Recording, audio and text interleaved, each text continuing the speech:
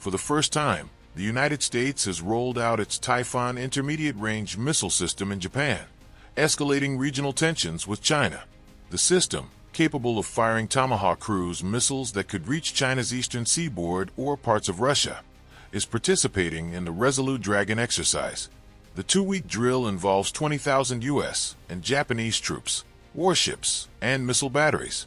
Typhon can also launch SM-6 missiles that strike ships or aircraft beyond 200 kilometers.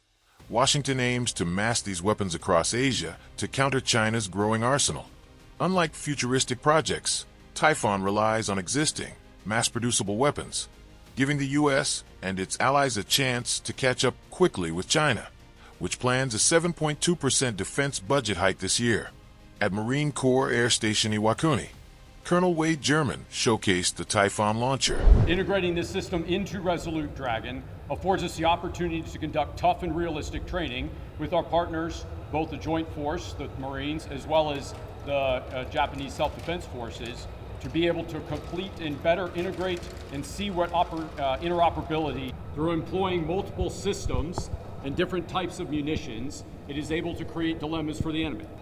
Operating with a crew, it is able to be deployed remotely and deployed through sea craft. This system has been employed both down in Australia as well as throughout the Philippines. Whether it's the Pacific system or not, to where it's going next, I can't. So we continuously train against multiple threat sets for our adversaries, but it's adversary agnostic. And so we train against the capabilities that this system is designed to go against. Aerial access, aerial denial systems is what we train against. We work through those in both a competitive environment, a constructive environment, and then deploying the system in a real tactical scenario.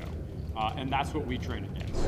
The deployment follows its April 2024 rollout in the Philippines and live-fire drills in Australia, both moves that provoked sharp criticism from Beijing and Moscow, accusing Washington of fueling an arms race. Analysts warn its presence in Japan, much closer to China, could draw an even stronger reaction. The U.S. calls Iwakuni part of the First Island Chain, a line of territories from Japan to the Philippines designed to contain Chinese sea and air power. Meanwhile, China has firmly opposed the United States deployment of the Typhon.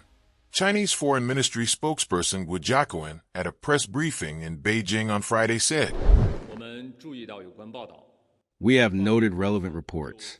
China has expressed its serious concerns regarding relevant problems on many occasions. China always firmly opposes the U.S. deploying the Typhon intermediate-range missile system in Asian countries.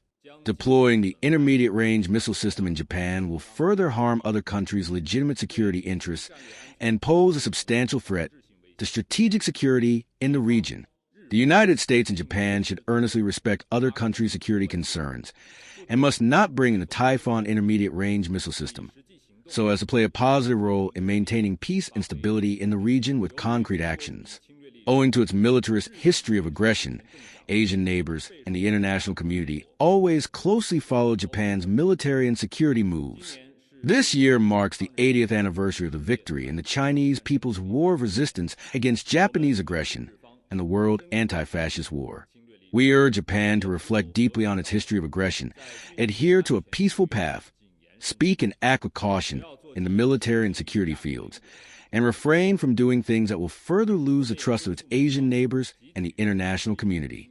We also urge the U.S. to learn the lessons from history and focus its energy and resources on the right path, not otherwise."